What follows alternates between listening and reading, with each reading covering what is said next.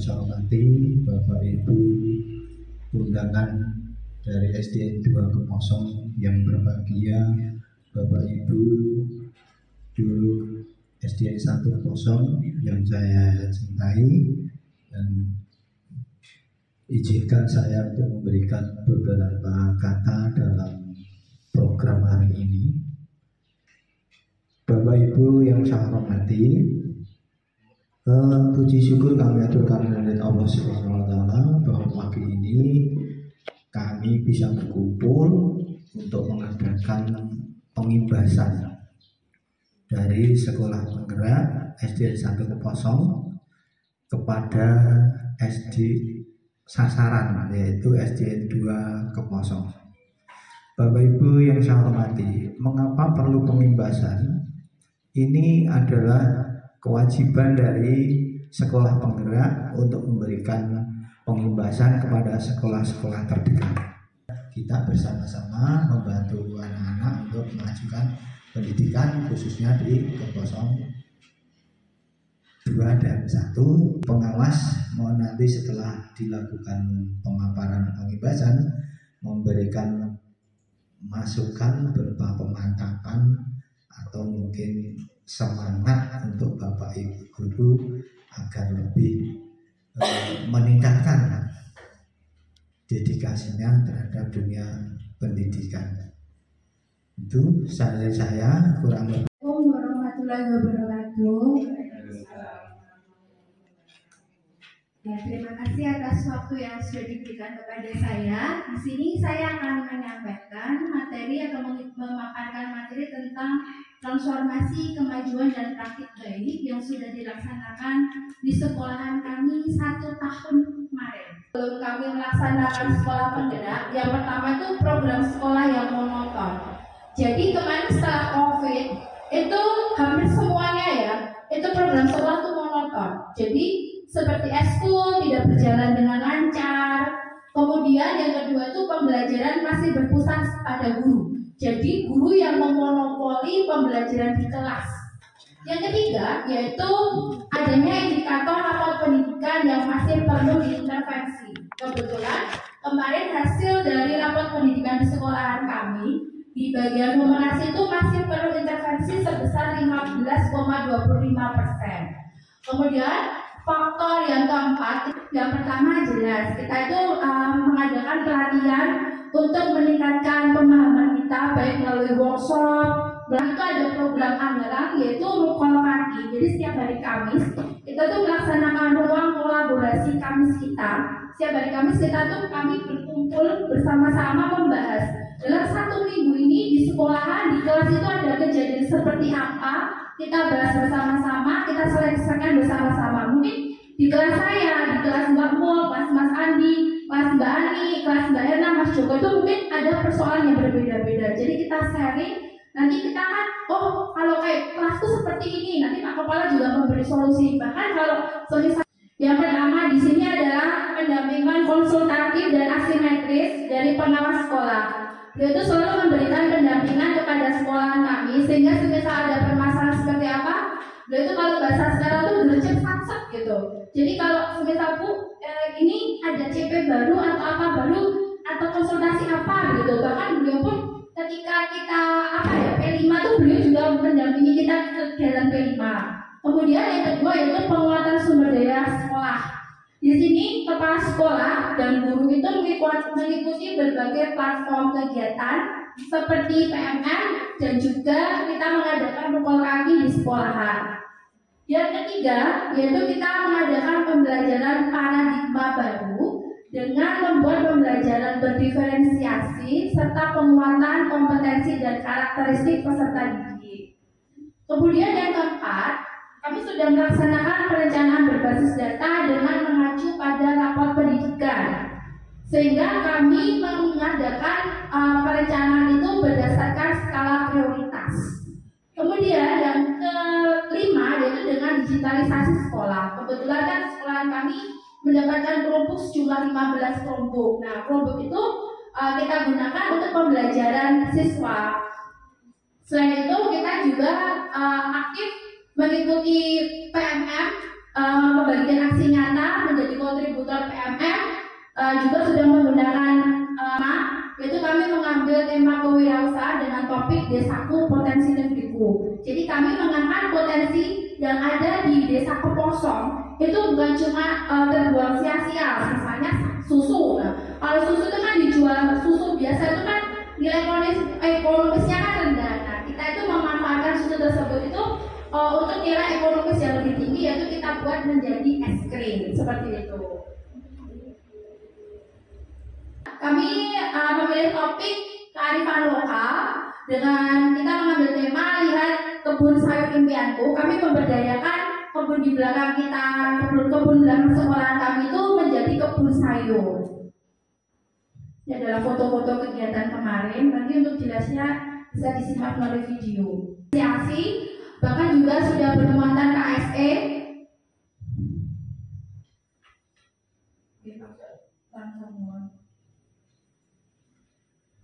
Kegiatan kumpulan di sekolahan kami, setiap Kamis kita ngumpul, kita ngobrol bareng-bareng, kita sharing kejadian apa yang ada seminggu kemarin, kita bahas bareng-bareng. Kami mengembangkan diri kami melalui PMM ya, kebetulan yang dari kementerian juga gratis dan bahkan berarti sertifikat juga. Jadi selain pengembangan diri untuk kemampuan kita bertambah, juga bisa mendapatkan sertifikat secara gratis. Ini adalah pembiasaan baik di sekolah kami. Setiap pagi kami melaksanakan apel pagi, disusul dengan pengucapan Pancasila di depan, disambut dengan Bapak Ibu guru di depan kelas. Kemudian setelah masuk kita hafalan surat pendek, mengaji juga bacaan-bacaan sholat. Dari kami yang menjadi kontributor di PMM, pemanfaatan atas.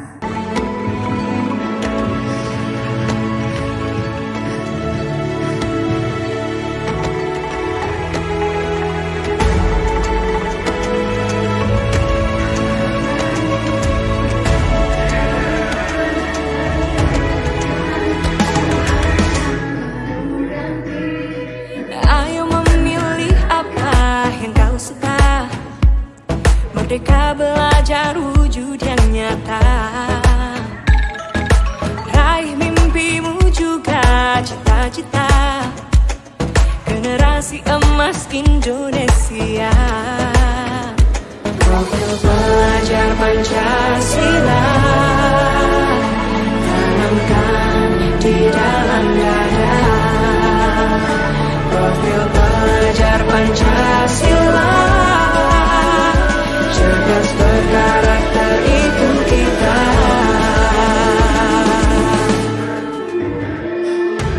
Beriman dan bertakwa pada Tuhan yang Maha Esa. Berakhlak mulia, berkebinekaan global kita. Gotong royong, berjiwa mandiri, berpikir kreatif dan bernalar kritis.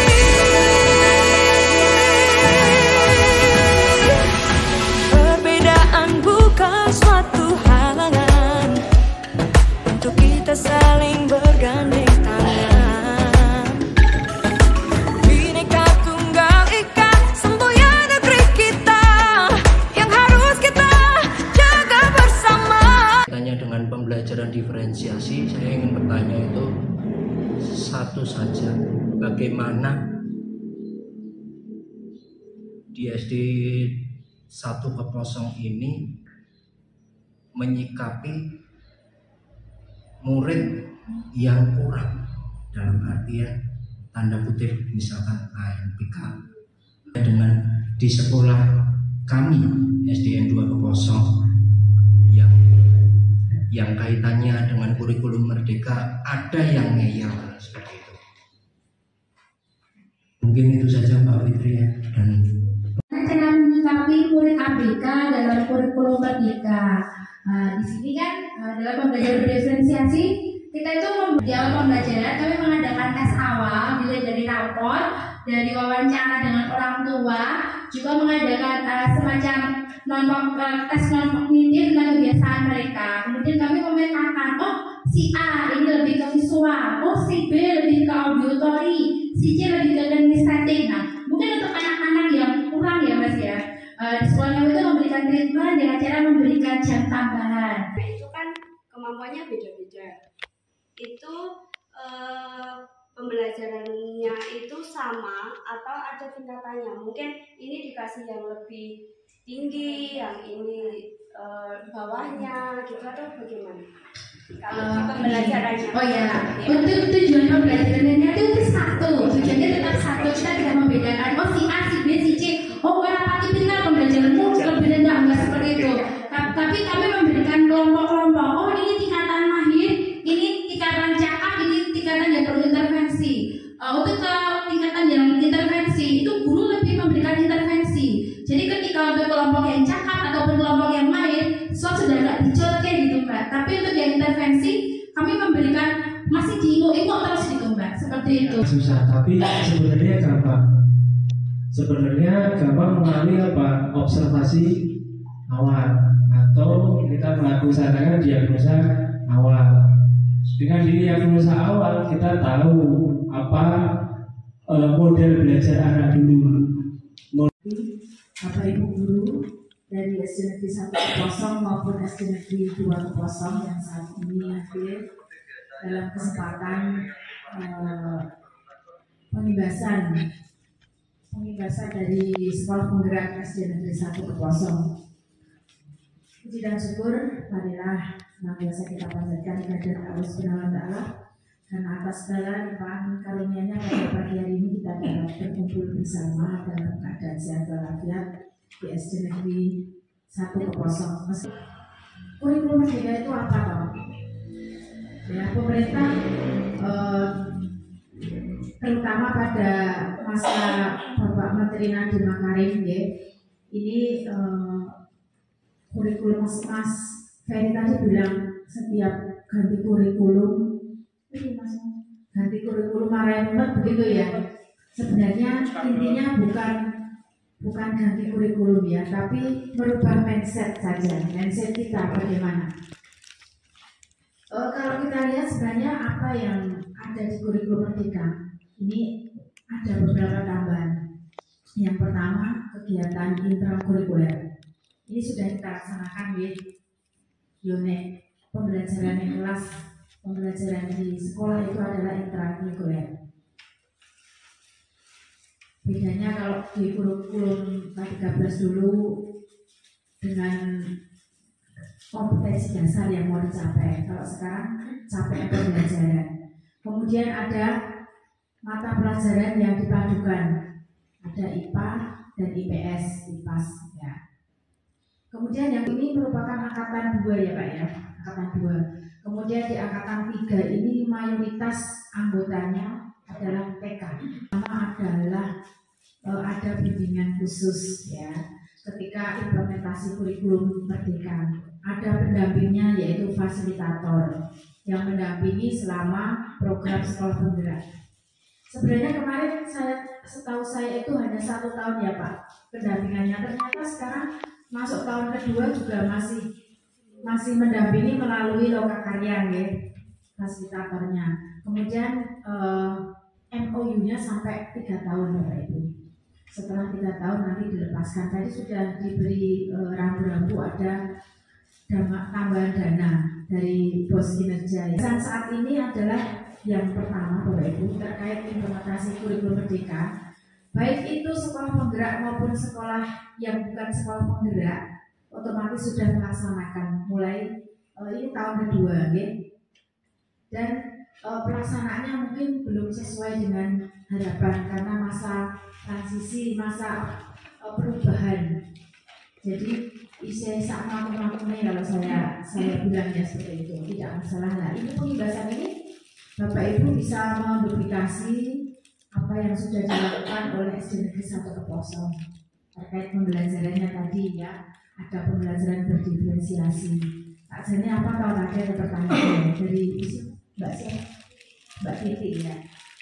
Ada pertanyaan apa dibeda-bedakan dalam satu kelas atau bagaimana ya. Pada intinya kita di kurikulum Merdeka itu menghargai perbedaan, menyadari bahwa murid-murid kita itu memiliki karakteristik yang berbeda, memiliki potensi yang berbeda, memiliki minat belajar yang berbeda. Merdeka belajar wujud yang nyata, raih mimpimu juga cita-cita, generasi emas Indonesia.